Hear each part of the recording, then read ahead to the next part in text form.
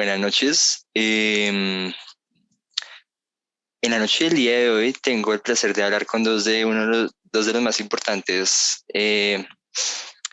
analistas sobre la lógica. El de presentar a mi compañero Esteban López y mi compañero David Torrijos. ¿Cómo se encuentran en la noche de hoy? Buenas noches, es una gran noche para hablar de lógica, aquí desde la fría capital de la ciudad. Buenas noches, pues bien ahí, pasándola, ¿no? Bien, bien, claro, como tiene que ser. Y eh, lo mejor es para el tema en el que estamos reunidos el día de hoy, por lo que nos reunimos. Nos reunimos a hablar sobre lógica y sobre el cálculo proposicional, por lo que me gustaría comenzar como ampliando el contexto, el panorama que nos concierne en la noche de hoy y comenzando con la lógica, ¿no? Porque pues prácticamente todo lo que vamos a consolidar esta noche a través de esta charla se basa en la lógica y en su impacto no solo en el pensamiento, sino en las matemáticas. Entonces, pues, me gustaría saber, alguno de ustedes, qué considera que es la lógica, dónde surgió, y pues que nos hablen, nos charlen sobre este tema tan importante.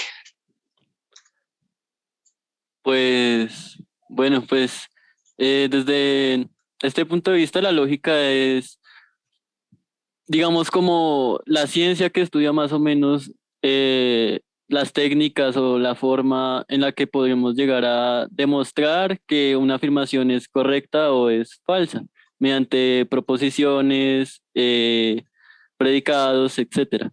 Entonces, pues básicamente los matemáticos, aunque pues no directamente demostramos que no P y Q es igual a, bueno, eso lo vemos después, ¿cierto?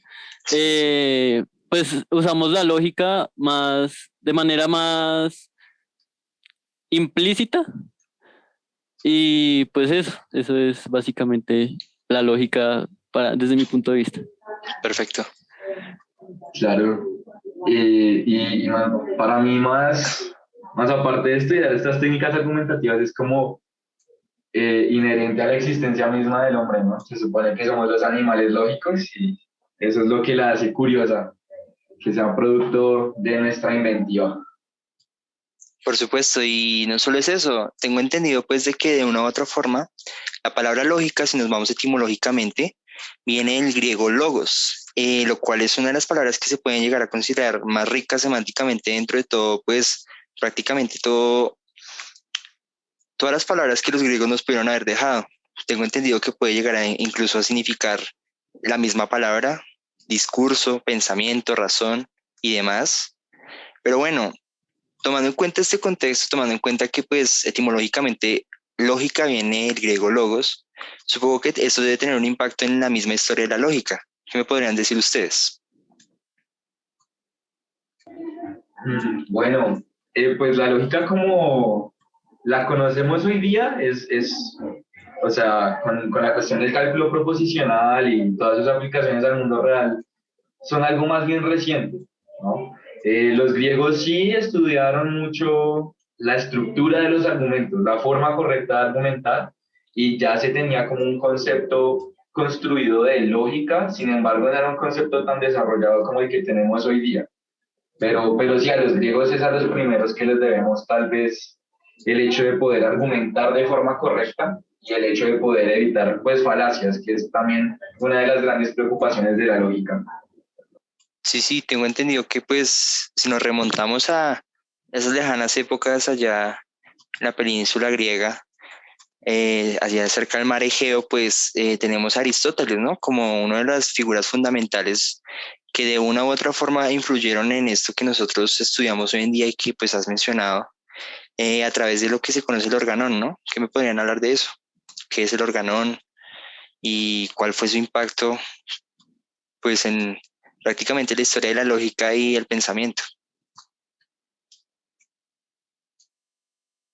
Pues de hecho sí, Aristóteles se considera el padre básicamente de la lógica, puesto que, pues sí, fue el primero en digamos, formalizar los conceptos, los razonamientos y demás. Él fue el primero en, sí, como conceptualizarlos y como darlos a conocer de alguna forma. Entiendo. Así es, en cuanto al organón, pues sí es un compendio de las obras de lógica que escribió Aristóteles, pues él escribió obras por separado de lógica. Eh, Bien, tal vez es una interpretación muy personal, pues no soy ningún filósofo, pero tiene mucho que ver con la dialéctica, ¿no? Que le importaba tanto a los griegos, la técnica correcta del diálogo para descubrir la verdad. Entonces él Entiendo. escribió varias obras sobre esto y pues el Organón es un compendio de estas obras. ¿Sí? En efecto, nos heredó las técnicas correctas de argumentar, en efecto. No, sí, es curioso porque pues de una u otra manera, pues, si uno se pone a pensar en lógica y pues, aparte de que pues es algo que de una u otra forma como que normalmente se podría llegar a decir, eh, es un concepto que recorre muchos ámbitos del pensamiento y por lo tanto es muy amplio. Digamos, hay mucha gente que considera la lógica como una rama de la filosofía, sin mal no estoy. Pero de una u otra forma como que es a través del tiempo y a través del estudio que se le dio a lo largo de todas las eras pues del pensamiento humano que ya se pudo ver como más limpio este concepto de lógica.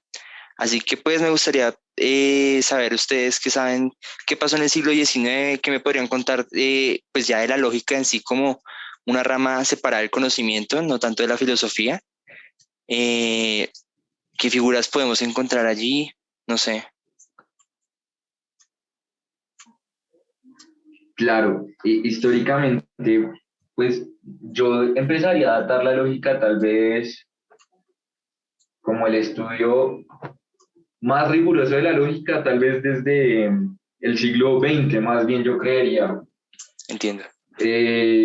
Pues con Wittgenstein, él también fue como yo creería que el filósofo matemático, como se le quiera interpretar a la labor que cumplía el hombre, más importante del siglo XX junto con Kurt Gödel, ¿no?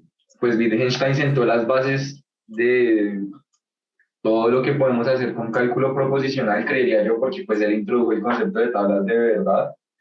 Y pues Kurt Gödel, que pues uno de los lógicos más influyentes, que tal vez pues fue el que nos mostró que las matemáticas no son un edificio tan sólido como creemos, sino más bien un péndulo que está ondulando sostenido por un muy fino hilo. Cualquier momento se puede caer si no tenemos cuidado. Entonces yo creería que ellos dos, que evidentemente hay un montón de lógicos más, ¿no? Matemáticos y filósofos que se dedicaron a la lógica, incluyendo pues a Alan Turing, a Alonso Church, pero yo creería que ellos dos son tal vez los más importantes. Y pues ellos, más que nada Wittgenstein contribuyó mucho con la construcción de la lógica como se estudia hoy, al menos la lógica de primer orden, porque hay lógicas de orden superior que tal vez su realidad como que abarca la lógica del primer orden y son un poco más difíciles de estudiar y tal vez no tan necesarias o importantes para lo que nos reúne en esta noche, pero sí. Sí, entiendo. Pues al respecto, pues en el siglo XIX, o bueno, 19 20 la lógica se trabajaba mucho en lenguaje como muy informal, ¿sí? La lógica aristotélica y la estoica.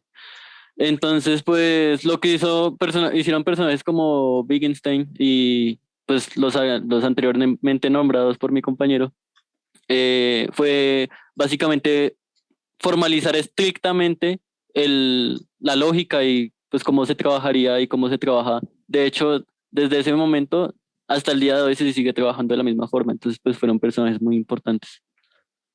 Sí, sí, por supuesto. Tenemos personajes de la talla de Frege, de Bertrand Russell, incluso tenemos a el mismo Gödel, a George Boole, que nos introdujo con esta álgebra de proposiciones. Y ya fue un salto, pues, que tengo entendido que, pues, de una u otra forma rompió con esta concepción, no este paradigma que se había creado desde, pues, Aristóteles. Y es muy curioso de lo que mencionan, pues, ustedes dos, porque de una u otra forma nos lleva siempre al mismo término, cálculo de proposiciones. Entonces, pues, aparte, pues, de las muchas aplicaciones que ha tenido la lógica para el desarrollo del pensamiento, tales como, por ejemplo, hallar, pues, una base para fundamentar las matemáticas, ¿cierto? O en el siglo XX, cuando ya se aplicó para campos como las ciencias de la computación. Esto del cálculo de predicados, cálculo de proposiciones, o como se conoce también lógica de predicados o lógica de primer orden, como mencionó mi compañero Esteban, eh, ¿qué podríamos llegar a, pues, teorizar o caracterizar a partir de lo que, pues, se conoce y lo que se entiende o lo que se podría llegar a entender de cálculo de predicados? ¿Ustedes qué me podrían decir? ¿Cómo podemos darle eh, luz a este término que, pues, de una u otra forma suena como un poco confuso, ¿no? Porque estamos hablando de cálculo y tenemos entendido siempre desde que somos pequeños de que uno calcula con números, pero cuando ya introducen predicados, ¿a qué nos referimos? ¿De qué estamos hablando en este caso? Entonces, pues, ilumínenos. Pues así como en palabras elegantes o como por apegarnos al pragmatismo, pues es un método formal de inferencia, ¿no? O sea, un método de inferencia lógica que intenta escapar del dominio meramente mental, que era lo que se veía con la lógica aristotélica, a un dominio simbólico, ¿sí? El cálculo de predicados nos permite simbolizar las inferencias lógicas y los argumentos válidos, los argumentos legales, por así llamarlos, y pues que sean entendibles por todos, que yo creo que es de lo más importante, ¿no? Que es para mí como un esfuerzo, el cálculo de predicados es un esfuerzo de datar los argumentos sobre algún tema, lo que sea que se busca argumentar con lógica de primer orden, y es eso, como ya en palabras más sencillas, si es poder simbolizar lo que nosotros pensamos, lo que argumentamos, para mí, ¿no? Sí, entiendo. Bueno, pues entonces en este caso, pues, como bien se menciona, es una forma como de estandarizar, si se podría llegar a decir, esta forma en que se puede construir la argumentación. Una forma más simple y una forma que implique símbolos variados dentro de los campos de las matemáticas, porque pues prácticamente se aplica en el terreno de las matemáticas, aunque no sé, o no sé, no estoy enterado si se puede aplicar en más campos. ¿Qué me podrían decir ustedes?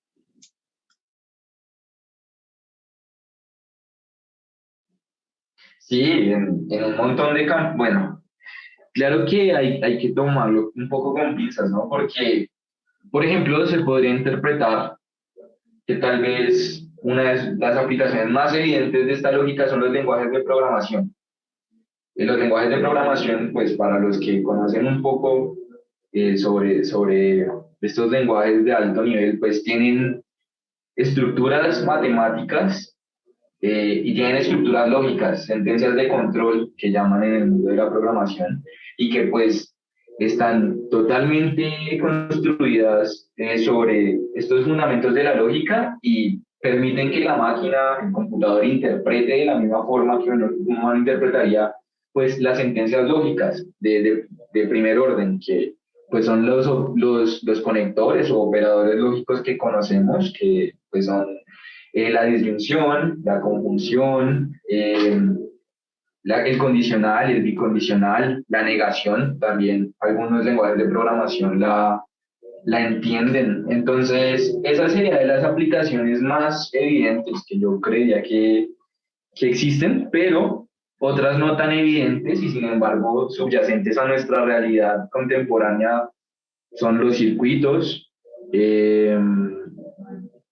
la construcción lógica de sistemas, porque increíblemente hay un montón de sistemas que se inspiran en circuitos para construirse y necesariamente necesitan de la lógica que tienen los circuitos para poder realizarse. Entonces, sí, yo creería que esas son las más evidentes. Sin embargo, estas aplicaciones pues también como que tienen su fundamento en la aplicación que ya hay sobre las matemáticas de la lógica.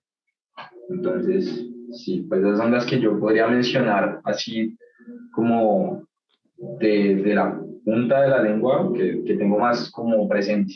Pues de hecho, por ejemplo, las normas, las normas básicas del derecho están fundamentadas sobre la lógica y el cálculo proposicional.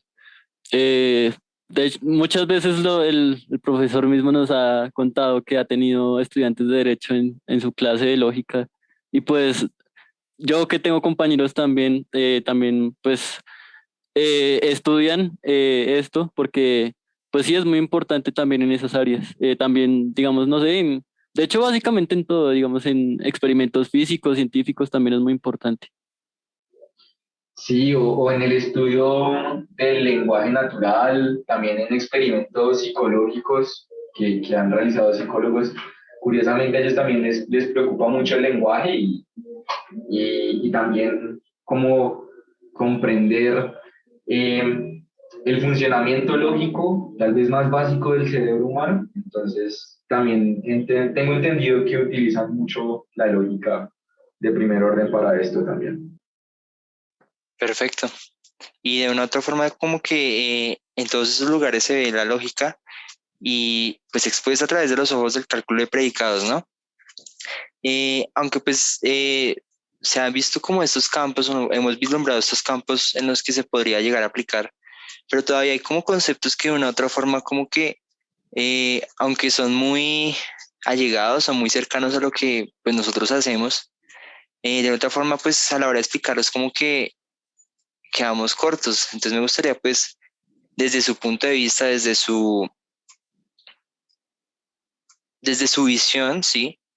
¿Me podrían explicar estos términos que pues el compañero Esteban mencionó, como por ejemplo qué son las disyunciones, qué son las negaciones, qué es un predicado en sí? Porque pues estamos hablando de cálculo de predicados, pero no tenemos idea, o pues las personas que nos están oyendo no tienen ni idea qué es un predicado.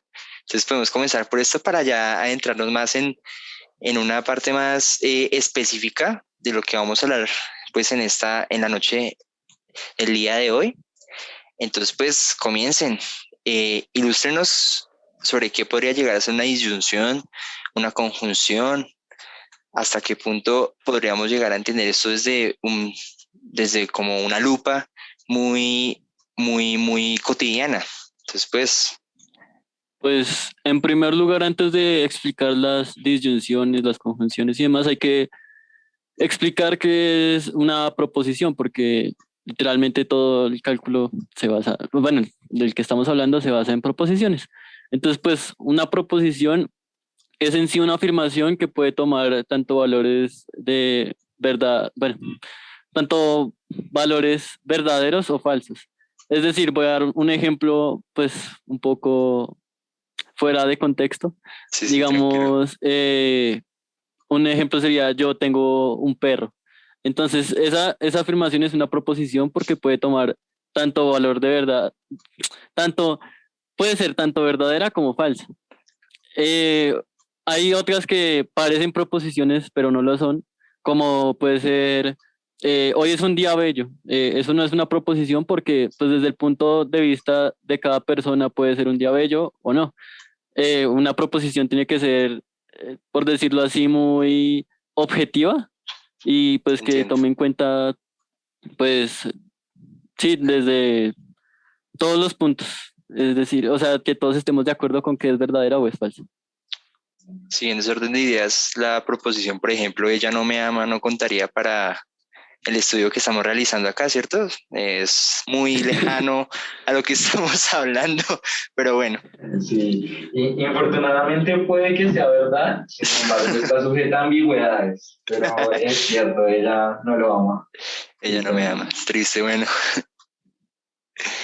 Entonces, bueno, tenemos que son las proposiciones. Entonces, supongo que en este caso podría ser un símil, que la proposición es a la lógica como por ejemplo, los números son a la aritmética básica, digo yo. Entonces, perdón, las proposiciones son al cálculo de proposiciones como los números son a la aritmética básica. Entonces, ¿qué, ¿cuáles podrían ser estas operaciones que nos determinen estos valores de verdad? Eh, claro, pues podemos empezar por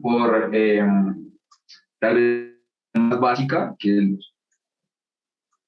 ya viendo como hecho la claridad de que la proposición no está sujeta a ninguna ambigüedad, sino que tiene que tener una interpretación única, entonces podemos pensar en el operador más básico que tenemos, que es la negación de proposiciones.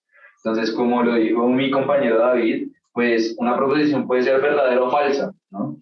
Pero nosotros podemos negarla, es decir, que invertimos los valores de verdad de esta proposición.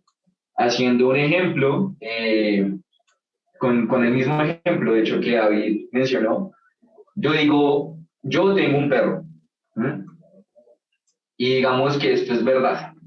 Entonces, si yo niego el hecho de que tengo un perro, quiere decir que no lo tengo, lo que implicaría que el no tenerlo ahora es verdad, ¿sí? Entonces, cambié el valor de verdad de las proposiciones. ¿Por qué es esta la más básica? Porque no necesita de otras proposiciones para tener un efecto sobre la proposición original. Es decir, sigue siendo hasta cierta medida o interpretación una proposición atómica, una proposición la más sencilla posible, pero pues le he invertido los valores de verdad. Perfecto. Entonces tenemos la negación como una de las operaciones, por así decirlo, para que tenga un lenguaje un poco más coloquial, si se puede llegar a eso, dentro de este cálculo proposicional. Entonces, pues, supongo que en este caso no vamos a estar hablando de la suma, de la resta, de la multiplicación, la división, nada de esto, sino son operaciones mucho más llegadas a la inferencia, al determinar un valor de verdad dentro de una proposición o más. ¿Qué más tenemos? Pues, pues ahora tenemos la conjunción, que en palabras más coloquiales o las que usamos día a día sería como una especie de y pues podemos, o sea, esta sí necesita dos, por decirlo así, operadores. No, operadores no. Dos elementos a operar. Eh, en este caso serían dos proposiciones. Entonces, pues podemos tomar dos ejemplos, bueno, un ejemplo de dos proposiciones. Entonces, podemos tomar la que teníamos desde antes, que yo tengo un perro, y además, digamos que yo tengo un gato. Entonces sería yo tengo un perro y yo tengo un gato. Sería el, la operación. Entonces, para que esta operación solo nos puede dar valores de verdad, ¿sí? Distintos valores de verdad. Entonces, por decirlo de alguna forma, para que esta operación dé un valor verdadero, yo tengo que tener un perro y un gato pues, para que lo que yo dije tuviese sentido. Si no, o sea, si yo tuviese un perro, digo, tengo un perro y tengo un gato, pero yo no tengo un gato, entonces obviamente la afirmación no va a ser verdadera. Es decir, que para que esta operación tome un valor verdadero, necesitamos que las dos proposiciones tengan un valor de verdad verdadero y si una de las dos no lo tiene, entonces el valor de verdad que va a tomar la operación es falso. Perfecto. En efecto, como lo dice David, tienen que ambas proposiciones o todas las proposiciones, porque también hay que pensar que pueden ser dos o más, tienen que todas ser verdaderas para que la proposición compuesta sea verdadera. Tal vez podamos aquí verlo un poco más sencillo. Eh, si tal vez de pronto encontramos una pizarra, no sé si tal vez podamos hacerla, no sé si la tenemos. Permítame un momento. Bueno, yo no tengo la función ahorita, parece que la tengo inhabilitada. Creo que, Perfecto, creo que ya está la opción. ¿Me confirmas? Correcto. Ok, entonces, ahora tal vez para verlo de una forma más sencilla, no sé si pueden ver la pizarra en este momento. Sí, Creo que estamos sí. observando.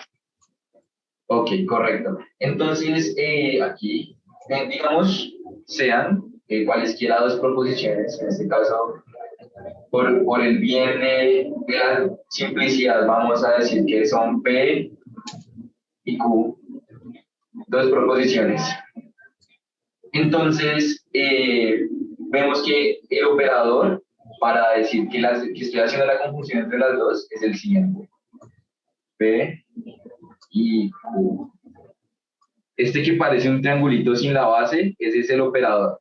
¿Mm? Y este operador, pues, tiene la característica de que necesita que ambas proposiciones sean verdaderas para que entonces la proposición completa sea verdadera. En este caso, pues podemos así hacer una tabla de verdad un poco rápida, perdonarán ahí, no pensé mucho en que iba a necesitar hacer esto, pero pues aquí P puede tomar sus dos valores de verdad, verdadero y falso, al igual que Q, ¿cierto?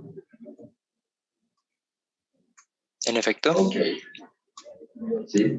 Entonces, ¿cómo nosotros podemos darnos cuenta? P y Q son verdaderas simultáneamente solo en el primero de los casos. Es decir, que solo para el primero de la combinación posible de valores de verdad va a ser verdadero y el resto va a ser falso. Entonces, tal como lo dijo David, necesitaría yo tener un perro y un gato a la vez para que la proposición que acabamos de decir fuera verdadera. Ok, muchas gracias por esa ilustración. Creo que se esclarece pues todo lo que se está tratando de mostrar en el caso para el operador de la conjunción. En este entendido,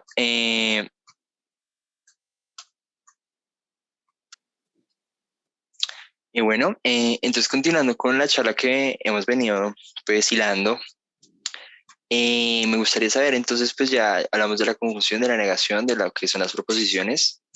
Em, Me gustaría que se hablara un poco de la disyunción, el condicional y bicondicional, que tengo entendido pues son operaciones que se dan entre proposiciones para determinar pues un valor de verdad específico, que pues puede ser o verdadero o falso. Entonces pues no sé si quieren continuar con la disyunción o qué opinan. Entonces, Sí, excelente, excelente. En este caso, pues la disyunción, tal vez por hacer como un símil muy sencillo o tal vez una interpretación muy sencilla, eh, una disyunción sería como tal vez, bueno, con el lujo de falta de rigurosidad que me voy a dar, pero es la operación opuesta a, a la conjunción en el sentido de que ya no necesita que ambas sean verdaderas, ambas proposiciones sean verdaderas para que entonces el resultado sea verdadero, sino cualquiera de las dos puede ser verdadera sin importar el valor de la otra. Con que una sea verdadera, pues ya la disyunción es verdadera en general. Y esto es así para n número de proposiciones que uno tenga en disyunción, ¿no? Entonces, con que una sea verdadera, ya me basta para que toda la proposición compuesta sea verdadera. perfecto. Ahí tengo entendido pues también de que existe una especie de disyunción exclusiva, se le llama la O exclusiva. Pero pues en este caso no vamos a ahondar tanto en eso, solo que pues de una u otra forma es muy parecido a la conjunción, o pues ahí me tendría que sacar de lado un poco, pero bueno, continuando con el condicional, entonces me podrían eh, explicar un poco este término y Pues en cómo este funciona. caso el condicional sería como la palabra entonces pues en un vocabulario más, pues tranquilo. Eh, en este, pues digamos, si yo tengo una proposición falsa, no importa cuál sea el valor de verdad bueno, es más fácil explicarlo con una tabla de verdad. Entonces, pues yo también voy a hacer una tabla de verdad para este caso. Entonces, si tenemos P, este es el símbolo con el que pues, se trabaja el condicional. P entonces Q. Y yo tengo pues cuatro distintos casos. Esta es la tabla de verdad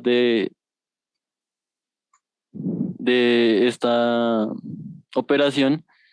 Entonces, para que la operación del condicional sea verdadera, si el antecedente es falso, el condicional siempre va a ser verdadero. Es decir, si P es falso y Q es verdadero o falso, entonces Q siempre va a ser verdadero. Y a eso se le conoce como la ley del antecedente falso.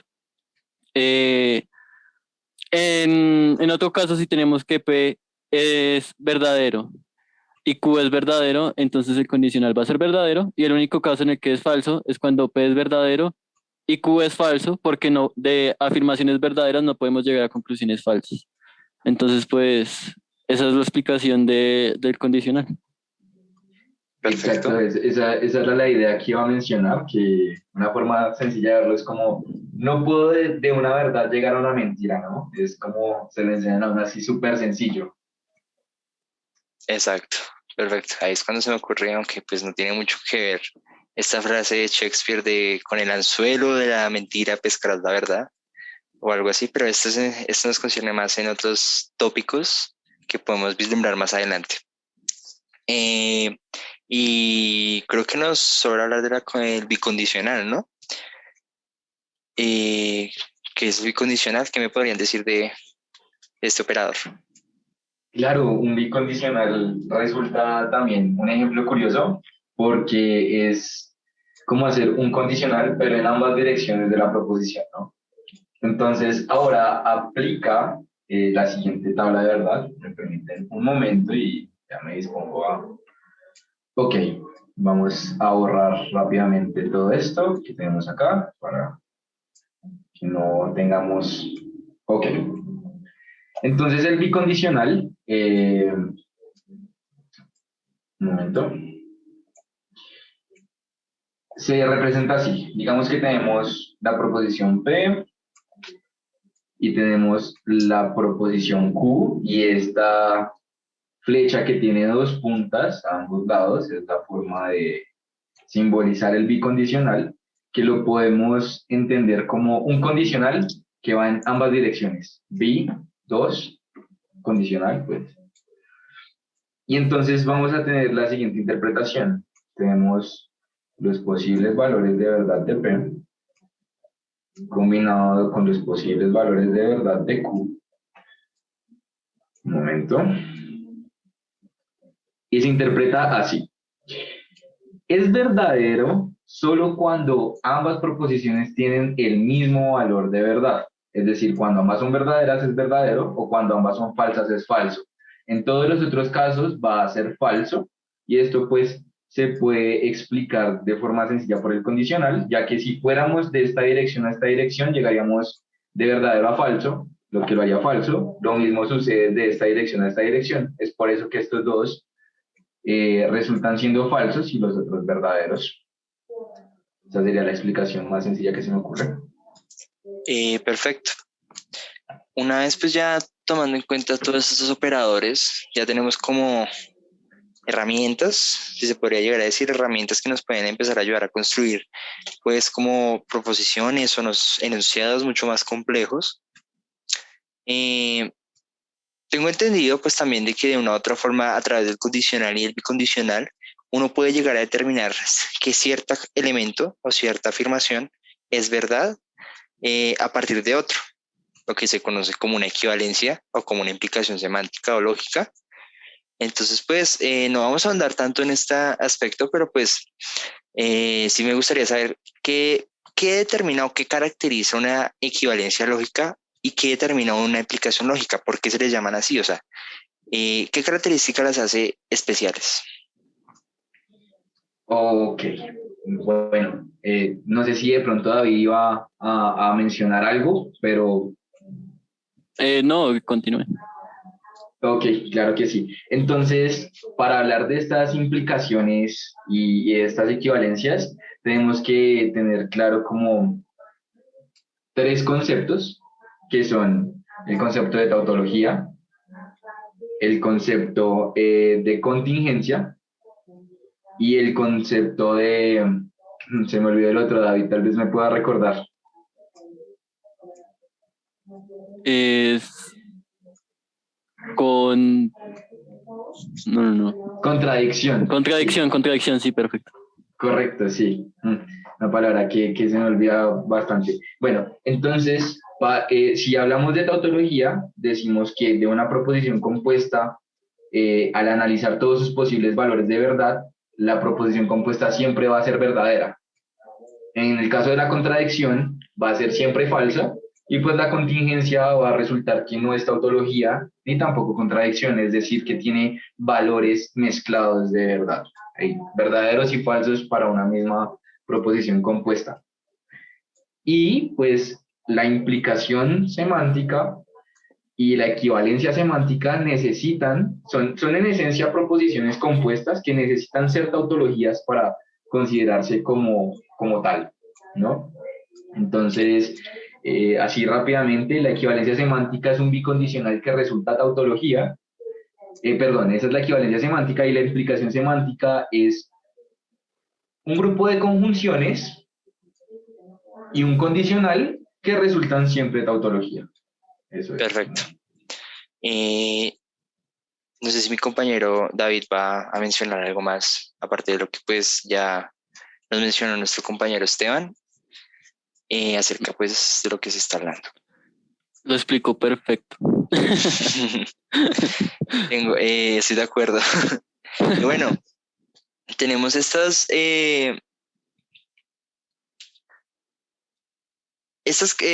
pues creaciones, por así decirlo, si se puede llegar a decir así, muy informalmente, que se crean a partir pues de todas estas operadores y que pues de una u otra forma resultan en muchas leyes. Pero esto ya es más algo más de inferencia, más deep, más profundo de lo que pues nos concierne la noche de hoy.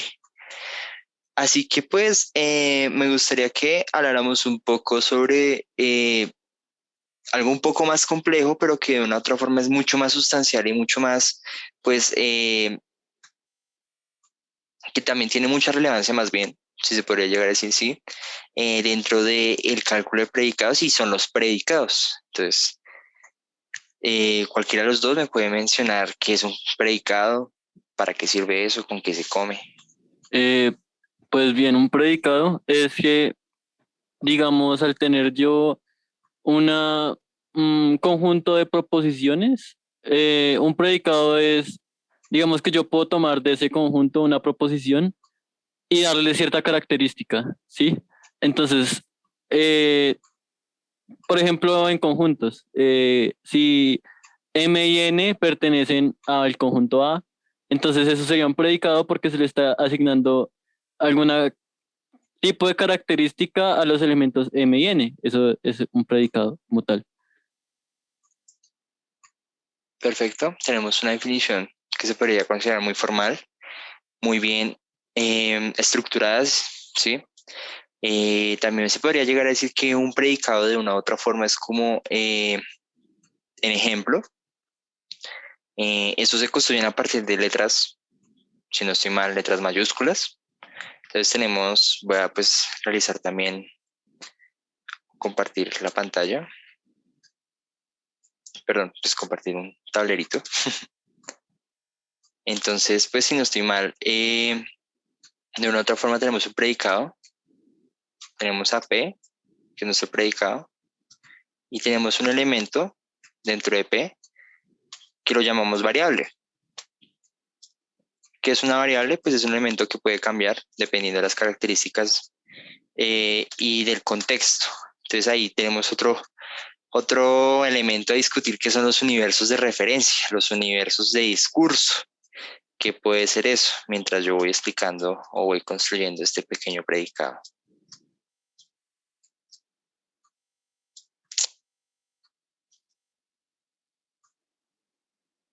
Entonces, pues tenemos que el predicado, en este caso, P, con una variable X,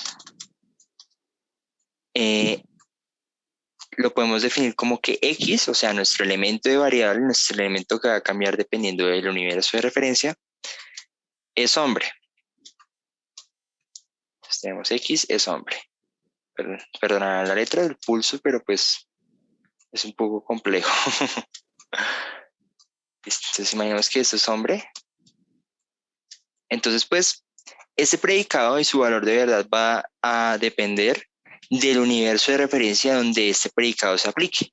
Si suponemos, por ejemplo, un universo de referencia en el que estamos hablando de hombres y mujeres, entonces estamos hablando, por ejemplo, no sé, un conjunto o podemos imaginarnos, no sé, una sala de espera en un hospital. Imaginémonos esto. Y tenemos esta sala de espera en el hospital con su traje, con su, pues con sus cosas, ¿no? Pues de que llegan personas a la EPS y que se tienen que demorar 3 horas esperando para poder acceder a su cita y todo esto. Entonces tenemos esta sala de espera, nos imaginamos, estamos en la EPS y nuestro universo es esta sala de espera que lo componen personas. Entonces, la variable X puede tomar un valor dentro de este universo de referencia, que lo vamos a llamar U, y puede ser verdadero o falso dependiendo de cuál se elija. Entonces, en el caso, por ejemplo, de un tal Carlos, tenemos que este es Carlos, es un chico. Entonces, si reemplazamos X por Carlos, significa que Carlos es hombre. Esto podemos determinar que es verdadero dentro de este universo de referencia. Ahora, si imaginamos, por ejemplo, un universo de referencia mucho más loco, donde los hombres son mujeres y las mujeres son hombres, pues en este caso ya el predicado no será verdadero, porque si Carlos se considera como mujer, pues entonces no será hombre. Más o menos se podría llegar a explicar así los predicados. Y bueno, quisiera saber de las personas que, pues, de mis panelistas, eh, ¿qué piensan sobre los universos de referencia? ¿Por qué se le llama universo de referencia como a estos conjuntos de los que parten los predicados?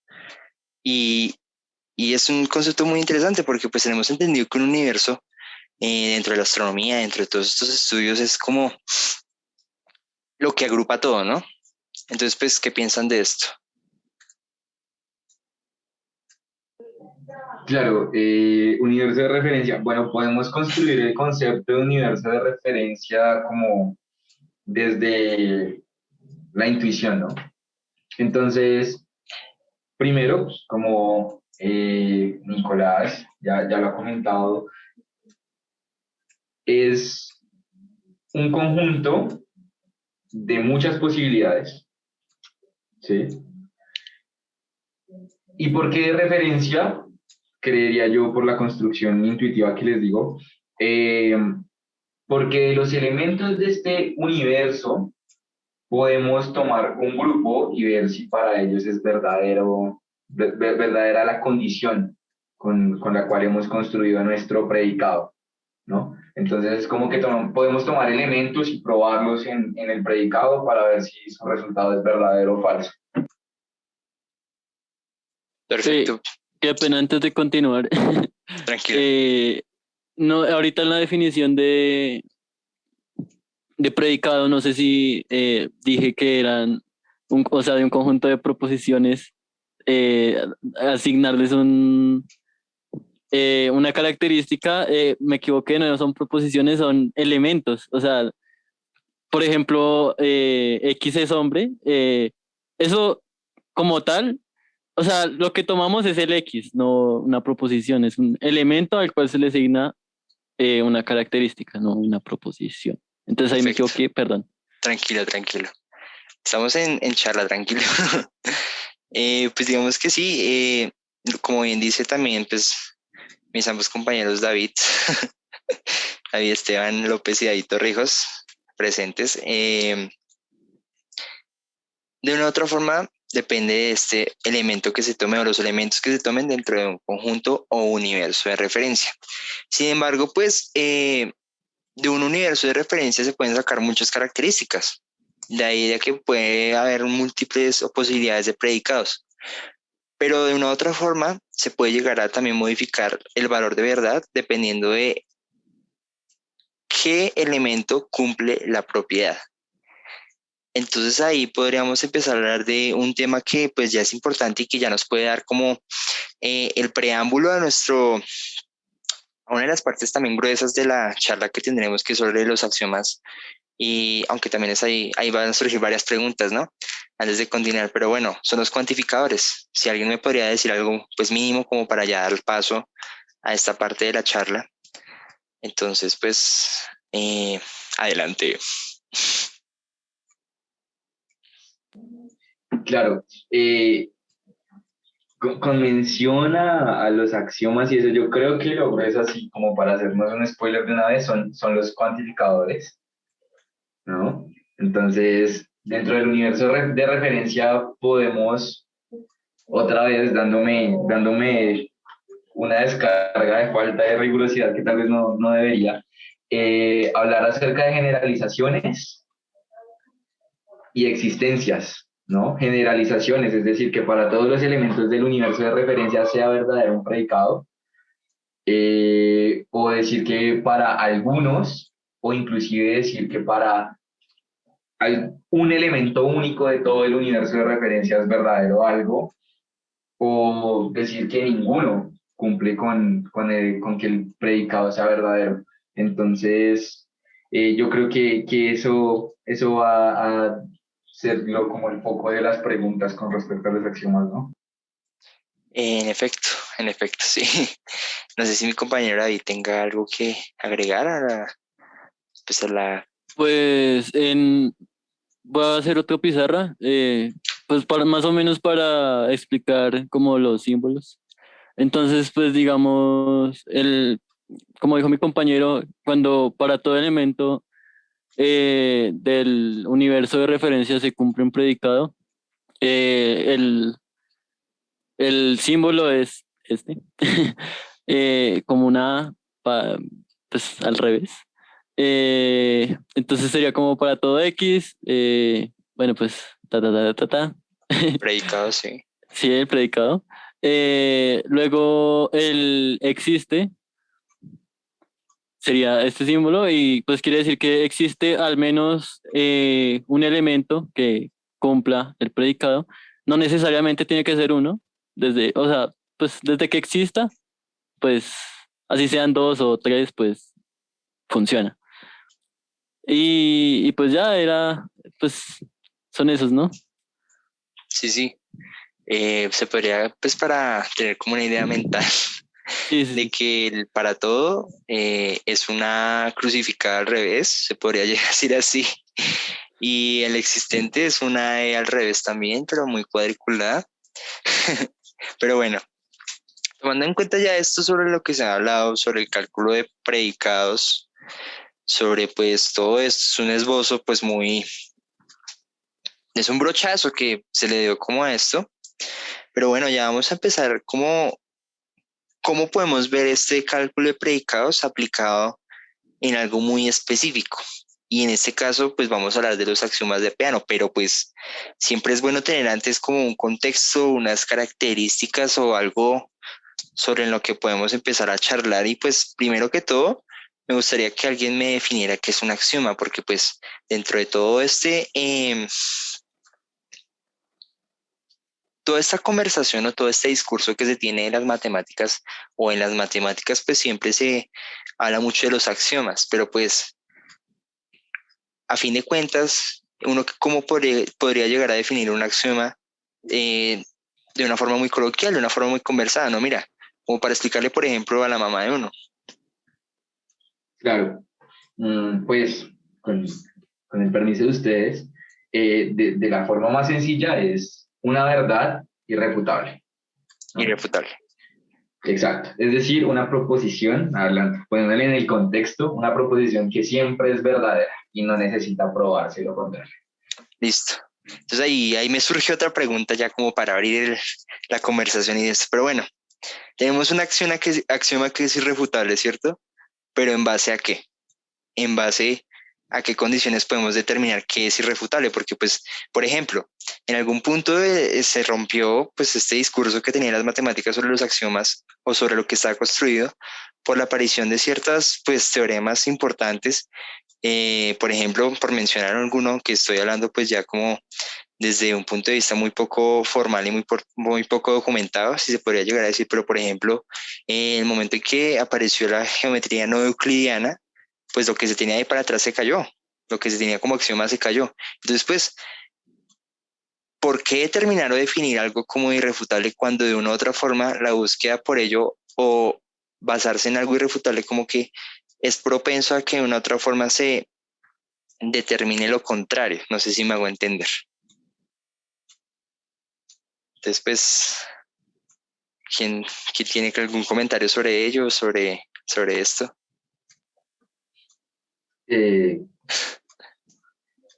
Muy con pinzas se coge, ¿no? Lo irrefutable, es cierto. Pero después, en efecto, después de estos problemas que nacen de creer en verdades absolutas, los matemáticos tenían que seguir trabajando de una forma u otra. Entonces, es con respecto a un marco de teoría. La teoría es la que nos presenta los axiomas. Como veremos más adelante, cuando toquemos otros temas, creo yo, podremos o podré tal vez eh, demostrar mi punto con un ejemplo más palpable para la audiencia. Perfecto, me parece muy bien. Y en ese caso, pues, adentrémonos ya metamos las manos en el barro, ya comencemos con el grueso, como lo dije anteriormente. Entonces, pues bueno, tenemos los axiomas de Peano. ¿Quién fue Peano? Se podría llegar a decir que fue un italiano, nacido en el siglo XIX, profesor de la Universidad de Turín, man muy teso, que también fue, pues, el man tenía muchas ideas y tenía como muchos pensamientos interesantes de una u otra forma. Pues primero que todo, se podría decir que fue el que creó una notación para una lógica de primer orden, una notación, o sea, una forma de escribir, ¿cierto? Una forma de que cualquier persona pudiera definir algo, si se puede llegar a decir así, dentro de como esta forma muy coloquial de charlar. Y también creo este sistema de axiomas que vamos a ver que son los de la aritmética. Y es curioso porque hoy en día la aritmética que utilizamos, pues es la aritmética de Peano, precisamente por todo lo que él nos presentó en esa época. Pero esto lo llevó más allá porque el hombre pensaba en crear un lenguaje que cualquier persona, por así decirlo, la gente de distinto origen lingüístico, o sea, cualquier persona que se hable lo que hable, pudiera utilizarlo para, pues, de una otra forma como formular y expresar elementos matemáticos. Sin embargo, pues es algo, pues, no sé si me da lo que pensarán mis compañeros, pero es algo como, es una empresa un poco arriesgada, es un poco, pues, pensar en muy a lo alto, porque, pues, de una u otra forma, a nivel lingüístico, el ser humano es muy variado. Entonces, no sé, ¿qué comentario se podría, o qué pensamiento podría llegar a surgir sobre esto? ¿Qué piensan ustedes?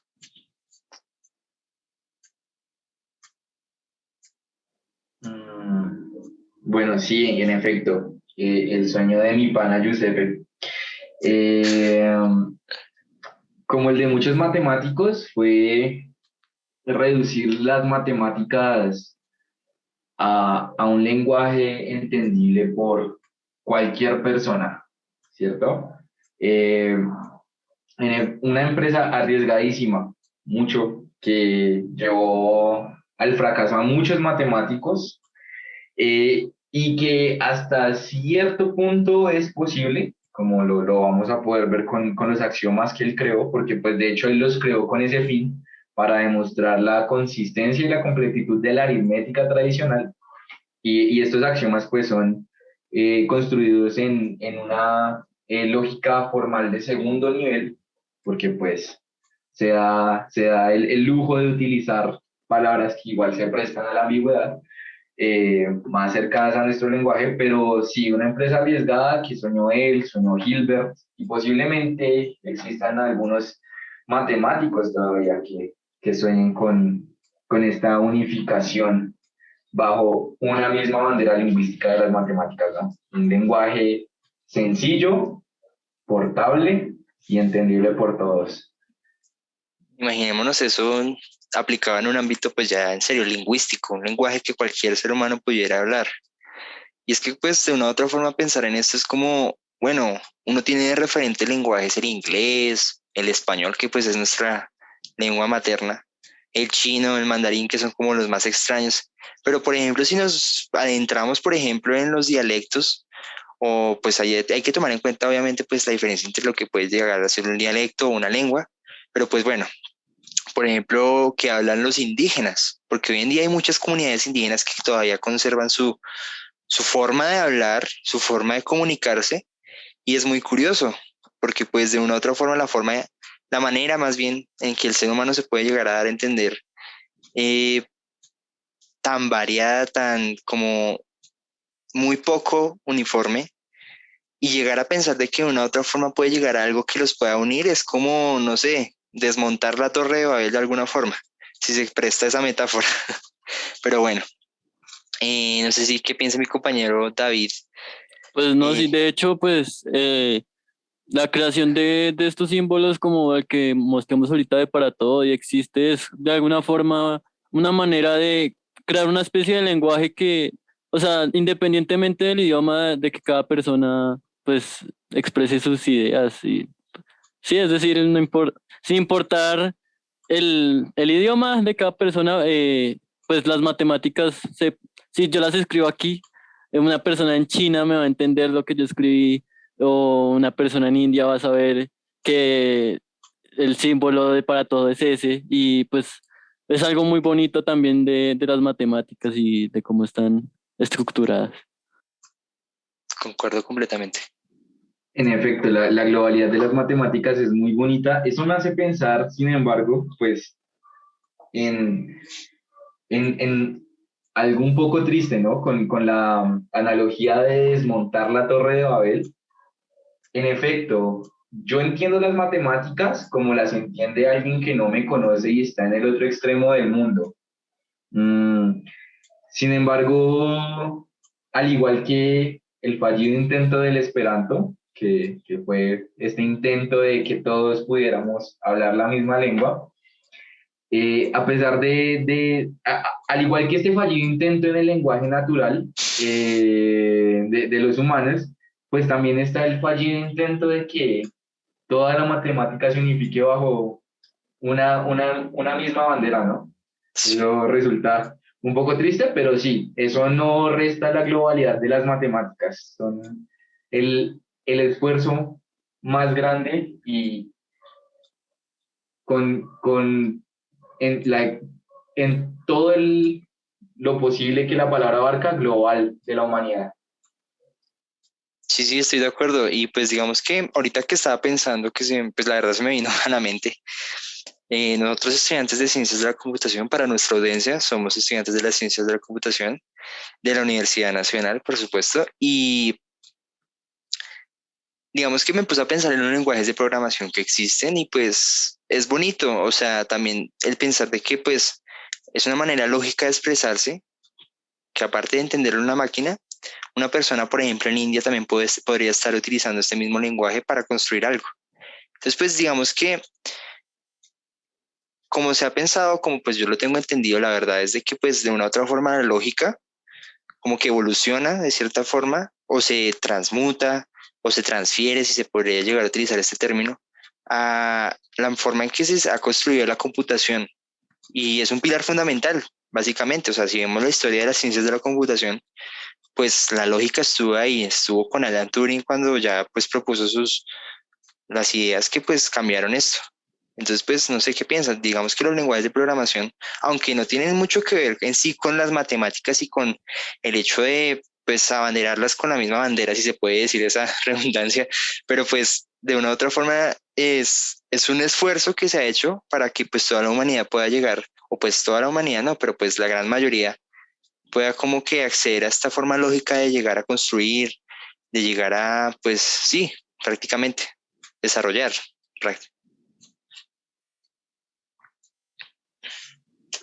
Eh, sí, sí, en efecto.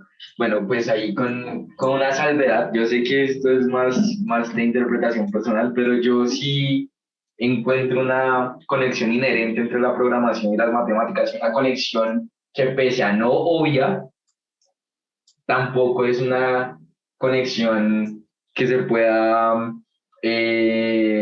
simplemente soltar, como no, pero pues es mi percepción personal. Sin embargo, sí, también resulta siendo que, o sea, los lenguajes de programación resultan también siendo un resultado de la lógica que ya conocemos y también nos permite unirnos con, al menos de forma creativa, intelectual o para el fin que se use un lenguaje de programación con otras personas que también posiblemente no compartan nuestra misma cultura lingüística, es cierto. Muy de acuerdo. No sé si mi compañero David quiere mencionar algo. No, perfecto, perfecto. Listo. Ahora sí, démosle paso a lo que nos reúne esta noche. Ya hemos visto pues este background, si se puede llegar a decir así, sobre pues el cálculo proposicional y él nos vamos a cimentar, ¿no? Pues para explicar un poquito más, para entrarnos un poquito más en ello. Pero pues en este momento pues ya me gustaría que empezáramos a mencionar los famosos axiomas de Peano. ¿Cuáles son? Comencemos por eso. ¿Cuáles son los axiomas? Entonces, Bueno, pues son cinco, cinco axiomas en los cuales pues se caracterizan los números naturales y pues sí, básicamente se pueden construir los números naturales mediante esos axiomas. Entonces pues el primero es que existe un número especial, cero, que pertenece a los naturales. Pues aquí lo notan, pues cero es la notación, pero pues el cero tiene ciertas propiedades que pues más adelante son definiciones y bueno, son tomadas en las definiciones y en los teoremas.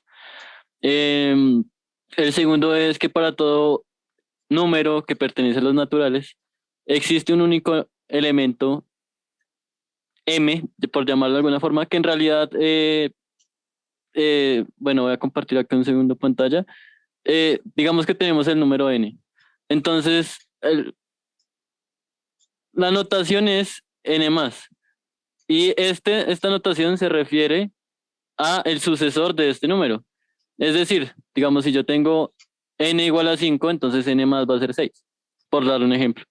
Entonces, bueno, ese es, ese es el segundo axioma, que la existencia del sucesor de cualquier número natural. El tercer axioma dice que el sucesor de cualquier número natural no puede ser el cero. El cero, o sea, el cero no es sucesor de nadie. El cuarto axioma nos dice que si el sucesor de n es igual al sucesor de m, entonces n es igual a m. Y el quinto axioma nos habla, bueno, este es un poco más difícil de entender, pero bueno, digamos que tenemos al conjunto de los números naturales y un subconjunto S dentro pues, de este conjunto, ¿no? O sea, es un subconjunto del conjunto de los naturales. Y ahora decimos que cero pertenece al conjunto S, que, bueno, sí, digamos que cero pertenece al conjunto S. ¿Y, ¿y qué? Entonces, luego, si el sucesor de cualquier número natural pertenece a S, entonces n, o sea, el conjunto de los números naturales es el conjunto de S. No sé si me hago entender, no sé si Esteban lo quiere explicar un poco mejor. Sí, sí, claro, con gusto le puedo ayudar. Es que es bastante complicado entender, o sea, yo ahí sí lo entiendo bastante, pero sí, este axioma, quinto axioma, que es bien quisquilloso, tal vez siempre los axiomas y las proposiciones difíciles las dejan de últimas, cosa curiosa. Pero bueno, entonces lo que este axioma nos dice es que si tenemos un subconjunto de los naturales y logramos demostrar que tanto cero, que si cero pertenece a ese subconjunto de los naturales y que si para cualquier número que pertenezca al subconjunto S, el sucesor también pertenece a ese, entonces necesariamente el subconjunto S es el mismo conjunto de los números naturales. Se llama el axioma de inducción. Y de hecho ese axioma nos sirve no únicamente en, pues en este rollo de los axiomas de Peano, sino que en matemáticas es muy importante porque de esta manera podemos demostrar muchas, por decirlo así, bueno, sí, muchos teoremas, o no sé, cualidades de los números naturales, pues, o sea, para hacerlo para todos los números naturales. O sea, digamos, yo tengo un ejemplo como para entenderlo un poquito más y es, no sé si ustedes hayan escuchado eh, la historia de Gauss cuando era chico, que le pidieron, bueno, en el colegio, cuando el profesor les pidió que, para que se quedaran ahí quietos un rato, les pidió que sumaran los números del 0 hasta el 100. Y pues Gauss lo resolvió básicamente. Bueno, Gauss es un matemático muy famoso, el príncipe de los matemáticos. Lo resolvió muy rápido, ¿sí? El profesor quedó muy sorprendido. Entonces, la fórmula con la que el chico lo realizó es, digamos que, bueno, si le pidieron contar del 0 hasta el 100, entonces n es igual a 100. Entonces la fórmula es n por n+1/2. Esta fórmula, o sea, para demostrar que en realidad esta fórmula funciona para todos los números naturales, se prueba con el principio de inducción. Y pues eso, entonces, o sea, suponemos, digamos, para 0. Entonces, cuando n es igual a 0, 0 por 0+1 es 0/2, 0. Entonces la suma de todos los naturales de estos 0 es igual a 0. Luego suponemos que para todo n funciona, y tenemos que probar que para n+1, bueno, la suposición de que para todo n funciona se le llama hipótesis de inducción, y es necesaria, o sea, se utiliza para demostrar que para n+1 también funciona la propiedad, y pues es muy útil para demostrar varios teoremas y este principio. Perfecto, perfecto. Pues de una otra forma, pues sí, o sea, se tiene pues de una otra forma que a partir de, sobre todo de este principio de inducción, pues es muy importante por lo que pues ya mencionó mi compañero David. Y aunque pues de una otra forma es un poco al inicio complejo de escuchar, una vez se pone en práctica pues es muy simple, ¿no? Porque pues dentro también de este cálculo de predicados, volviendo otra vez como a lo que estábamos viendo y esto, pues de una otra forma como que a partir de todo esto se puede llegar a muchas maneras de demostrar la veracidad de algo. ¿Sí me hago entender? Entonces, pues bueno, primero que todo, me gustaría que aplicáramos lo que vimos para los axiomas. Entonces, pues, no sé cómo podríamos llegar a aplicar esto de cálculo de predicados en los axiomas de Peano. Eh, la forma en que se puede llegar a crear proposiciones con predicados, cuantificadores. Entonces, pues, me gustaría que empezáramos a ver esto para ya adentrarnos un poco más en la forma en que estos axiomas se pueden llegar a aplicar pues, en el estudio de la aritmética prácticamente. Entonces, pues, les doy paso a a esta construcción lógica, si se podría llegar a llamar así, de estos axiomas.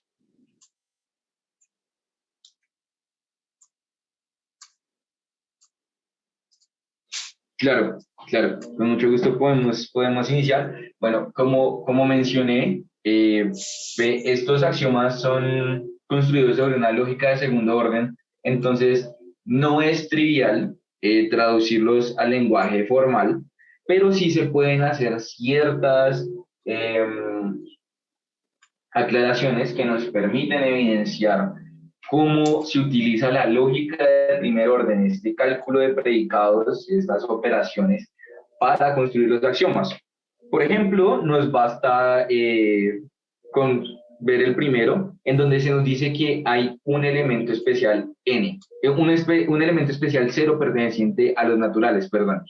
Es decir, que ahí estamos diciendo que existe algo dentro de nuestro universo de referencia, que en este caso particular va a ser el conjunto de los números naturales.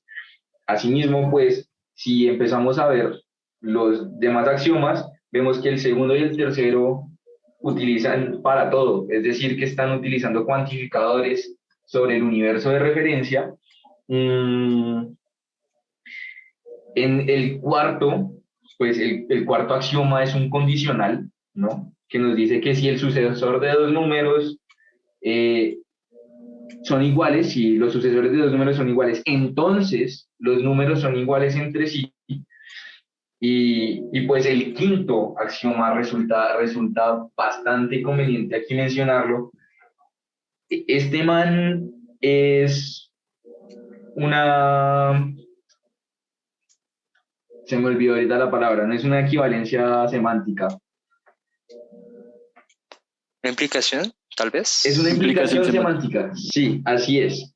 ¿Por qué lo podemos asimilar como una implicación semántica? Porque nosotros partimos de proposiciones tales como que cero pertenece a nuestro subconjunto, luego suponemos algo que va a ser verdad, que es que otro elemento pertenece a nuestro subconjunto, luego probamos que el sucesor de este elemento pertenece al subconjunto y llegamos a la conclusión de que el subconjunto son los naturales. Es decir, partimos de la conjunción de ciertas premisas para llegar a una tautología, que es que el subconjunto que tenemos es igual al de los naturales. Entonces, es una implicación semántica. Esos son como tal vez las que más resaltan a la vista de las cosas que hemos visto del cálculo de predicados y que se aplican en la construcción del conjunto de los números naturales desde los axiomas de Peano, ¿no? Que también aquí iba a hacer la aclaración, como lo mencionó recién los introdujimos David, pues aquí partimos de estos axiomas para construir ciertos teoremas sobre las propiedades, por ejemplo, del cero, que en cambio, si los tomamos como desde el cálculo, desde la construcción del análisis, los tomamos ya estos teoremas como axiomas de cuerpo, es decir, que el marco de la teoría que estudiemos nos va a dar los axiomas y pues eso responde de pronto a lo que había dicho previamente, que iba a dar un ejemplo que nos permitiera ver hasta qué punto nuestras verdades son irrefutables en nuestros sistemas axiomáticos. Perfecto, perfecto, perfecto. Listo, pues, aunque pues escuchando eso es un poco como complicado, porque pues sí, tomamos unos axiomas y los traducimos y se podría llegar a decir de esa forma, a una manera mucho más lógica o mucho más allegada al cálculo proposicional, que es lo que acabó de hacer mi compañero Esteban, ¿cierto?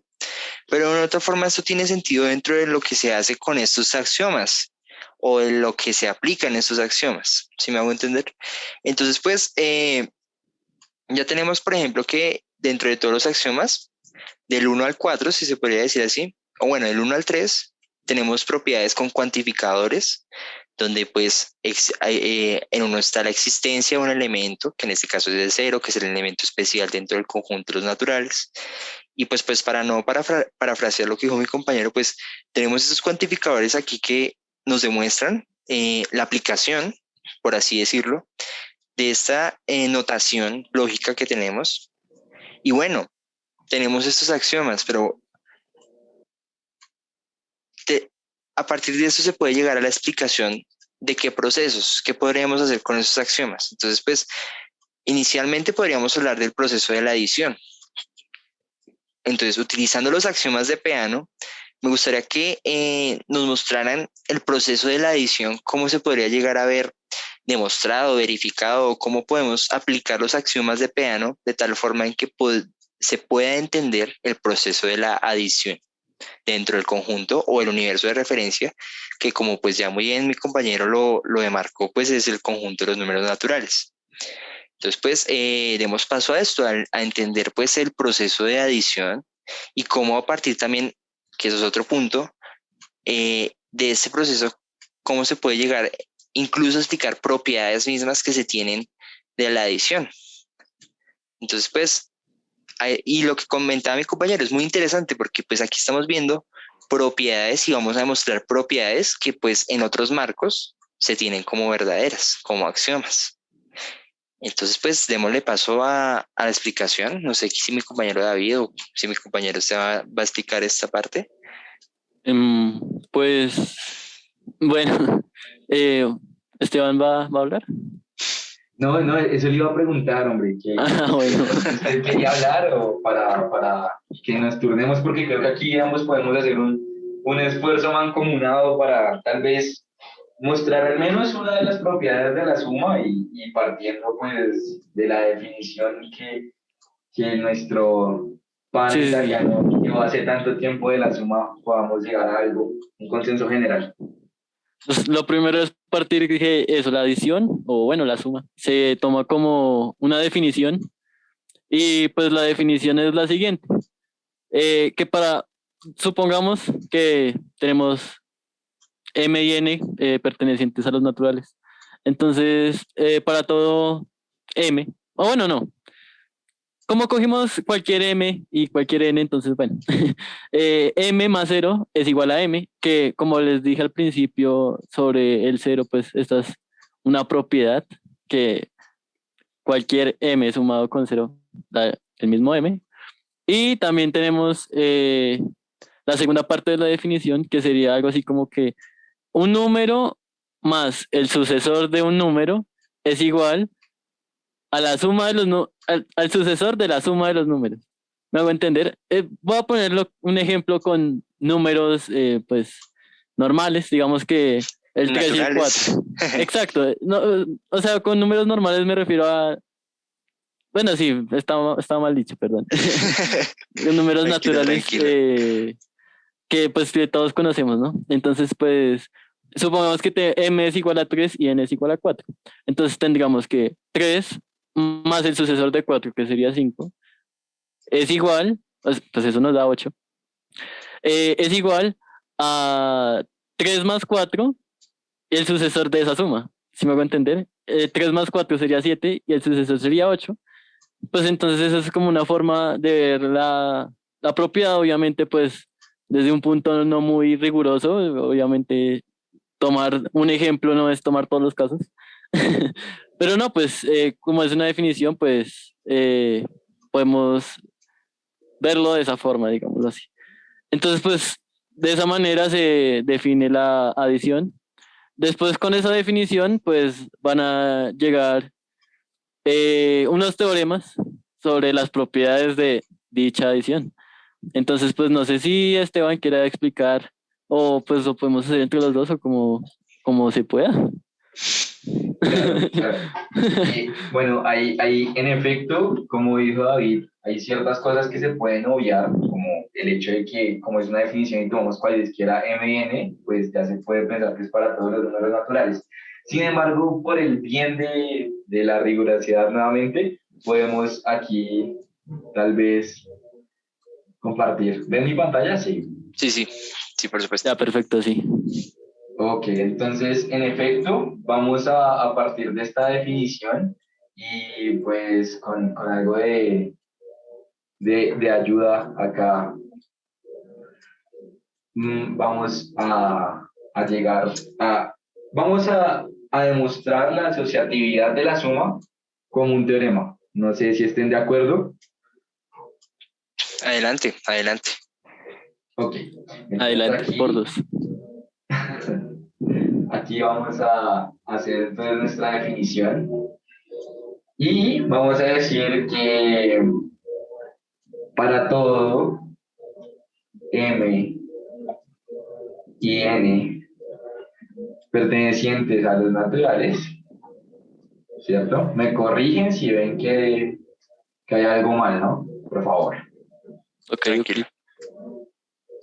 M más 0 es igual a M, ¿correcto?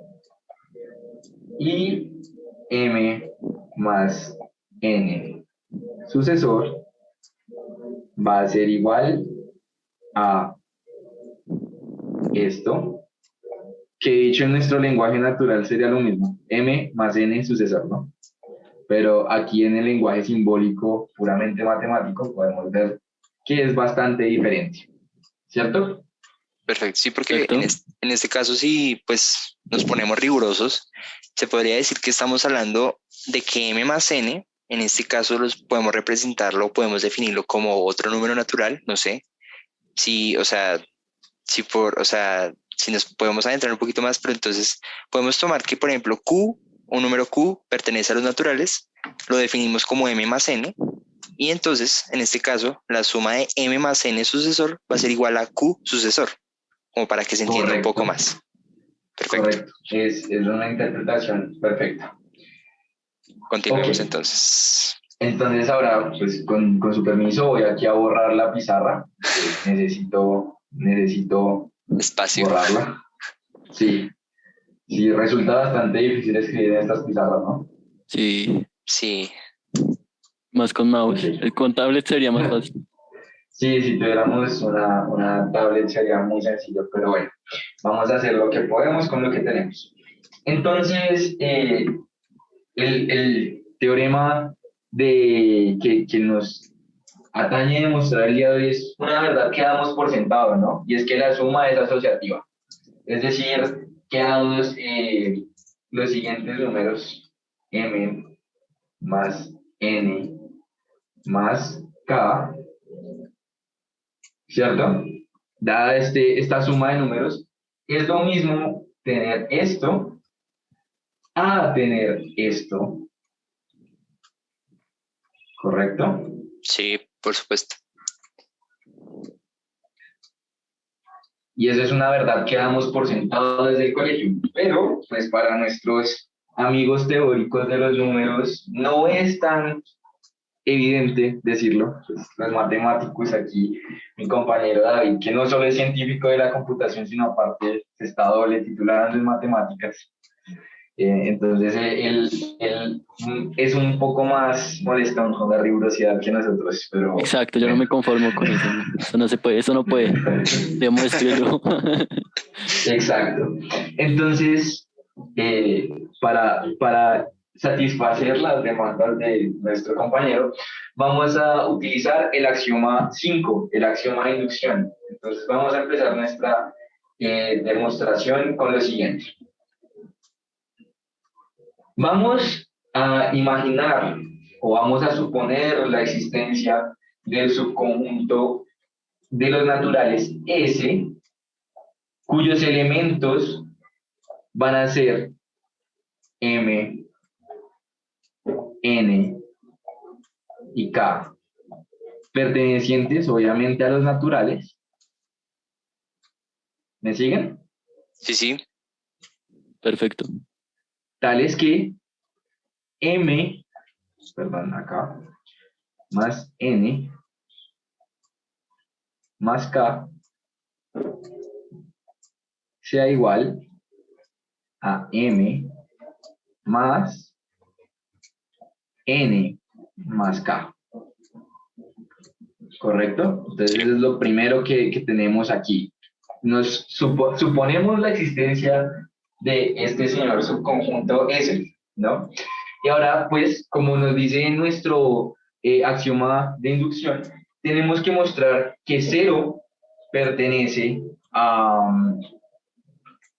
nuestro subconjunto S y después, bajo la suposición de que se cumple para cualquier número K perteneciente a los naturales, entonces se va a cumplir para el sucesor de ese número, va a ser nuestra meta demostrativa y así vamos a demostrar que S es igual a los números naturales, que este conjunto S es igual al de los números naturales, por tanto esta propiedad va a satisfacer todos los números naturales existentes, así como en una fila de dominos, vamos a buscar tumbar los primeros dos y que subsecuentemente todos caigan. Entonces, nuestro primer paso. Vamos a tomar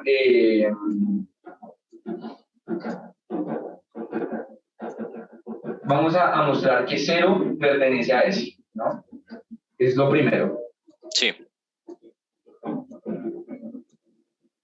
Ahora, como K pertenece a los naturales y por el axioma número 1, 0 pertenece a los naturales, podemos entonces suponer que K es igual a 0, para lo que tendremos lo siguiente.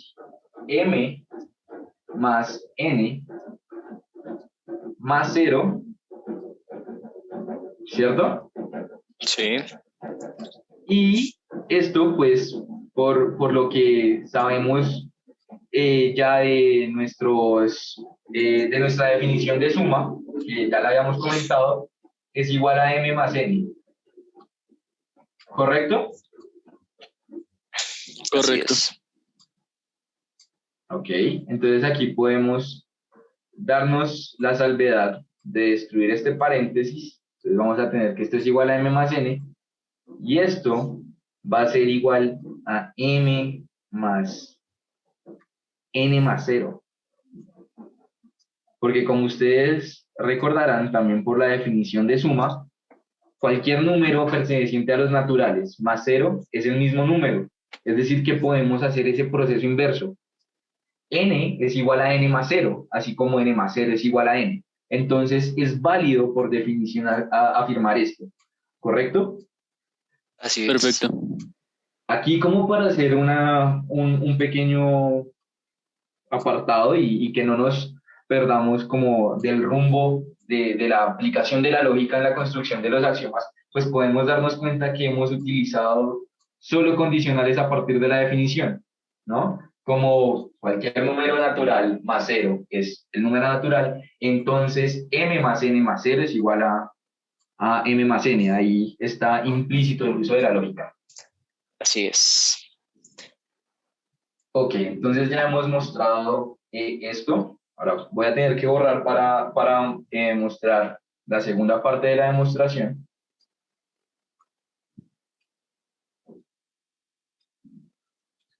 Ahora, como nuestra segunda parte va a radicar en suponer, aquí esto, de suposición, perdóname. Tranquilo. Gracias. Vamos a suponer que Q, para diferenciarnos de cómo definimos el conjunto, que el número Q perteneciente a los naturales satisface esta propiedad. ¿Sí? Es decir, que Q perteneciente a los naturales también pertenece a S. Bueno, yo sé que esto está súper mal escrito. Qué pena, David.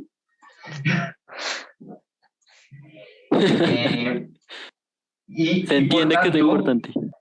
Gracias. Y por tanto, nuestra hipótesis de inducción va a ser que M más N más Q, ¿correcto? Sí. Es igual a M más N más Q. ¿Cierto? Así es. Ok, ahora partiendo de esta suposición, lo que vamos a intentar es mostrar que el sucesor de Q, Q sucesor, también pues satisface nuestra condición. Así que vamos a partir de lo siguiente. Me corrige, no sé si David tenga algo que aclarar, algo que intervenir mientras estoy escribiendo. No, perfecto. Perfecto.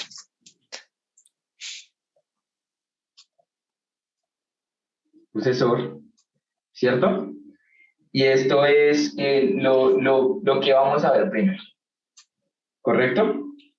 Sí. Correcto. Recordemos ahora que por la segunda parte de la definición de la suma, esto es igual a m más n más q y el sucesor está por fuera. ¿Sí lo recuerda? Sí. Exactamente. Sí, sí. Ok. Ahora, lo que podemos hacer es que utilizando nuestra hipótesis de inducción, sabemos que esta expresión, ¿cierto? Es lo mismo que esto, ¿cierto? Esto lo tomamos como verdadero por nuestra hipótesis de inducción. Lo que está dentro de los paréntesis cuadrados es igual a esto. Sí, señor. Exactamente. Exacto, sí. ¿Sí? Y esto es también por definición de suma, igual a lo siguiente. Perdón, aquí cometí un error. Discúlpenme, por favor, mientras lo corrijo. Bueno, no, sí, no, estaba bien. M más N. No sé Sí, ya me estaba asustando yo. Sí, yo no sé por qué cometí. Bueno, me confundí. Los nervios de estar frente a la cámara son naturales en Sí, estos son casos. naturales. Naturales como los números en efecto. Bueno, esto es igual a esto por definición de suma, ¿no? N más Q. ¿Correcto? Perfecto. Exactamente. Y esto, otra vez, utilizando la segunda parte de la definición de la suma, es igual a esto. Más Q sucesor. ¿Correcto? Entonces, Correctísimo. como nos hemos dado cuenta acá, es asociativa también la suma para el sucesor de Q. Y por tanto, como pues cualquier número perteneciente a los naturales, por inducción, llegamos a que S, esto implica semánticamente que S, bueno, aquí como por utilizar la notación que todos conocemos, esto implica semánticamente, todas estas conclusiones de la demostración implican semánticamente que S es igual al conjunto de los números naturales. Y así hemos mostrado que la suma es asociativa para todos los números naturales. Entonces, pues, aquí es donde hemos visto la lógica jugando un papel fundamental en la construcción de otras teorías, como en este caso la aritmética, que tanto utilizamos. Digamos que me parece, exacto, sí, me parece muy interesante. Y ahí se me viene mucho a la cabeza. Y no sé si, o sea, puede que esté muy alejado o puede que no, pero pues hemos visto que, como dijo mi compañero Esteban, tomamos la lógica, creamos la notación y a partir de esta notación, utilizando símbolos matemáticos, en este caso diversos, como el de contenencia de un conjunto, el de notación de los números naturales, el de sucesor, que pues personalmente pues me parece que es algo magnífico porque de una u otra manera expresa muy bien y demuestra esos axiomas que desde antes se pueden llegar a tener por sentados, ¿no? Pero bueno, tomando en cuenta pues esto, me gustaría saber, listo, tenemos ya la demostración de una propiedad para la adición. Podríamos ver, obviamente, lo mismo con el proceso de la multiplicación. ¿Qué es el proceso de la multiplicación? Y alguna propiedad, demostrarla. Pero aparte de esto, me gustaría ver también, o me gustaría que se explicara también un poco cómo podríamos ver esto en otra cosa que se ha visto que es, por ejemplo, eh, algo llamado reducción al absurdo, ¿sí? Si se puede aplicar, obviamente, si no, pues simplemente explicarlo. Y teorema de la deducción, porque pues hablando de todo esto de la asociatividad y todo esto, se me vino a la cabeza mucho el teorema de la deducción, de que tomando unas premisas y poniéndolas a jugar con un antecedente se puede llegar a concluir que el antecedente con un consecuente específico puede ser verdadero. Entonces, pues bueno, denle rienda suelta a su imaginación y explíquenos. Bueno, llegó mi turno. Llegó mi momento. Yo quiero explicar lo de Ya dejo de compartir pantalla. Ok. Lo del método de demostración por reducción al absurdo. Entonces, pues vamos a empezar a compartir pantalla. Aquí tenemos lo anterior, vamos a borrarlo. Bueno, entonces, para este caso tomé un teorema que, bueno, o sea, va un poco más adelante de lo que ya hemos visto, pero se ve muy bien este método de demostración. Y pues este teorema se usa para la demostración de algo que se llama la ley de la dicotomía, que en palabras rápidas es que si se tienen dos naturales, n y m, solo se puede tener una de las siguientes afirmaciones. que n sea igual a m, que m sea mayor que n, o que m sea menor que n. Entonces, pues ya sabiendo eso, entonces pues voy a pasar con el teorema. Entonces, pues si me equivoco en algo, también me pueden corregir, ya saben. No hay problema. Bueno, entonces, tenemos el teorema dice lo siguiente. Si m y n pertenecen a los naturales, perdón, se pertenecen, las siguientes afirmaciones son falsas. No lo voy a escribir porque me demora mucho. Entonces, la primera afirmación sería que m es menor que n y al mismo tiempo m es igual a n, ¿cierto? La segunda afirmación sería que n es menor que m y m es igual a n.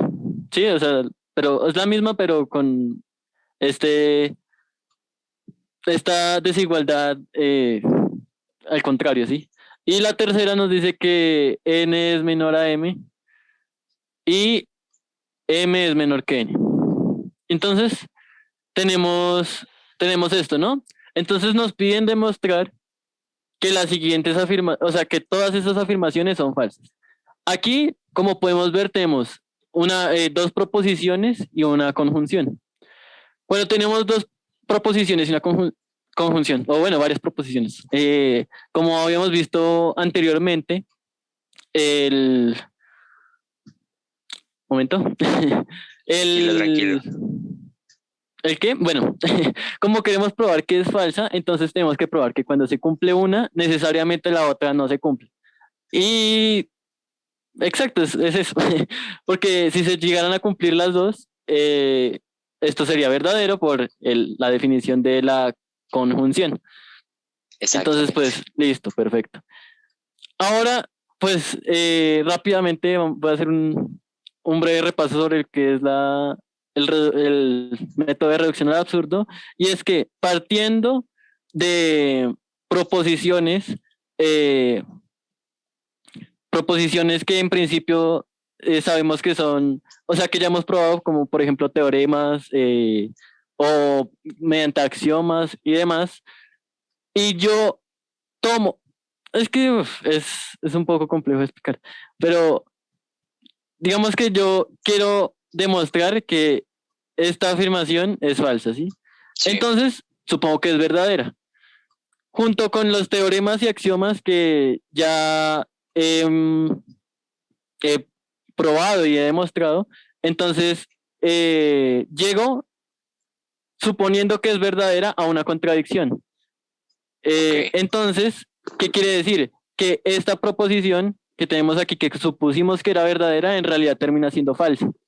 Entonces, más o menos por encima la forma de demostrar por reducción al absurdo. Entonces, se resuelve pues por casos. Entonces, el primer caso es que m sea menor que n y m sea igual a n. Entonces, como lo dije anteriormente, vamos a suponer que esto es verdad. Entonces, como esto es verdad, como al ser n mayor que m, entonces n va a ser igual a m más el sucesor de otro número. ¿Sí? Porque pues n es mayor, entonces le sumamos algo a m para que llegue a ser n. Exacto. Y también al tener que, como tenemos que m es igual a n, por la definición de la adición, necesariamente este p más tiene que ser igual a 0, ¿cierto? Entonces tendríamos que el sucesor de un número es igual a 0. ¿Qué pasa? Que esto contradice el axioma 3. El axioma 3 nos dice que 0 no es sucesor de cero no es sucesor de ningún número. Entonces, por ende, llegamos a una contradicción y demostramos que si se tiene una condición, no se puede tener la otra. Pasamos a la siguiente. Bueno, no voy a hacer la siguiente porque se demuestra exactamente de la misma forma. De hecho, es solo cambiar las letras y ya. Y pues análogamente es lo mismo, sí. Y bueno, esta última es muy parecida, entonces tenemos que n es menor que m, ¿cierto? Sí. Y entonces m es igual a n más el sucesor de un número. Y también tenemos que m es menor que n. Por ende, ¿se lo escribí bien? Sí, sí, perfecto. Sí. Por ende, n es igual a m más ¿el qué? No, perdón, ahí no va el símbolo. M más el sucesor de otro número. Exacto. En este caso es Q. Exacto. Porque no necesariamente tiene que ser el mismo número que este. Entiendo. Entonces podemos reemplazar, como ya tenemos que M es esto, entonces en cierto modo podemos reemplazar esta M por N más P sucesor. exacto, P sucesor más Q sucesor. Como tenemos ya, probamos que la suma es asociativa. Sí, asociativa, sí, asociativa. Sí, eso Entonces tenemos que n más, o sea, esto es igual, perdón, esto es igual a esto, a P sucesor más Q sucesor. Listo. Y ahora, por la definición de adición que vimos previamente, tenemos que n más P sucesor más Q sucesor. Esto sí, lo mismo. Exacto. Y ahora recordemos que iniciamos con que esto es igual a n, ¿cierto? Entonces aquí tendríamos una n. Entonces, por el mismo razonamiento que usamos aquí en esta parte, diciendo que para que n sea igual a m más P, P sucesor, es que se me olvidó la palabra, perdón, sea, sí, exacto, o sea, tiene que ser igual a 0 este P sucesor. Para que esto ocurra, pues es lo mismo. Entonces, aquí n más, perdón. Aquí tendríamos que este número, porque podríamos, este P sucesor más Q, podríamos llamarlo de alguna forma un Z. Un K, por ejemplo. Lo podemos Sí, definir un así. N. Entonces tendríamos el sucesor de un número, y ese sucesor de un número tendría que ser estrictamente igual a 0. Y como vimos, eso contradice el axioma 3, porque 0 no es el sucesor de ningún número, y así queda demostrada esta propiedad para todos los casos por medio del reducción al absurdo. Aquí podemos ver que pues las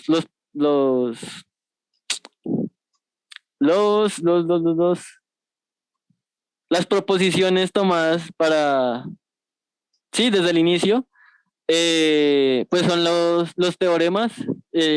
Bueno, no más que todos los teoremas son los axiomas. El axioma 3 es una de esas proposiciones que usamos. Y pues la definición de la suma es más que todo esas dos cosas las que usamos. Y pues eso es un método de demostración que vimos en clase y pues aquí se ve claramente explicado. Entonces pues no sé si alguien quiere agregar algo acerca de esta demostración que me haya equivocado o una cosa así. No, para nada. ¿No? Es perfecta. De hecho, iba a hacer la aclaración de que como nuestra intención es probar que no pueden suceder dos cosas al tiempo, vamos a negar una conjunción. Y pues si se fijan, el resultado es que tiene que ser la una o la otra. Entonces el resultado es una disyunción y eso pues también es una de las propiedades por las que no pasamos, que es una ley es la ley de Morgan, ¿no? Sí, perfecto. Sí, perfecto. Sí, y pues eso. Y bueno, ya como para ir cerrando un poco, tomamos los axiomas de Peano, ¿cierto? Estos axiomas para construir aritmética prácticamente. Y vemos aparte pues de su importancia prácticamente porque a partir de ellos, como ya mencioné, me estoy parafraseando, se ha construido la aritmética que conocemos. Pudimos vislumbrar el hecho de que a partir de una notación específica dada por la lógica, se puede crear un conjunto de características, llámelas axiomas, llámelas propiedades, etcétera, que pueden llegar a definir algo. en este caso en matemáticas, la aritmética. Y pues digamos que es muy interesante por el hecho de todos los cálculos proposicionales que se hicieron directa o indirectamente hoy. Hablando, por ejemplo, del caso de reducción al absurdo o demostración por reducción al absurdo, eso viene desde pues la idea de la demostración, que pues, o la idea de esta reducción al absurdo, que es como lo mencionó mi compañero David, pues el hecho de tomar premisas y tomar una conclusión y negarla, y para partir de eso, a partir de conjunciones, determinar que eso se llega a algo falso, a una contradicción.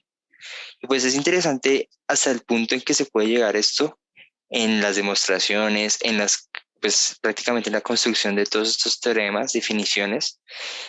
Y pues nada, es ver cómo en cada una de estas cositas, como la forma lógica que está atrás, si me voy a entender, como ese esqueleto, si lo podemos llamar así, llamado pues el cálculo proposicional, las propiedades, perdón, propiedades estoy, las proposiciones, los predicados, los cuantificadores, etcétera, etcétera. Y pues nada, de antemano, pues muchísimas gracias por su tiempo, sobre todo.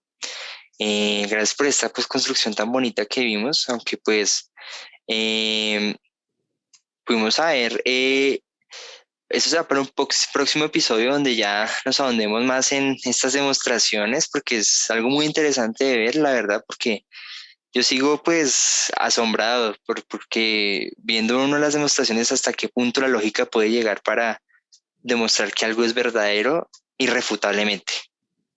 Aunque pues ya vimos, ¿no? Irrefutable dependiendo de donde estemos viendo. Así que pues nada, muchísimas gracias a ustedes eh, y esperemos vernos pronto. Listo, muchísimas gracias. Gracias a ustedes, que tengan una buena noche y pues el rincón de Pi, ¿no? Listo, nos vemos. Hasta luego.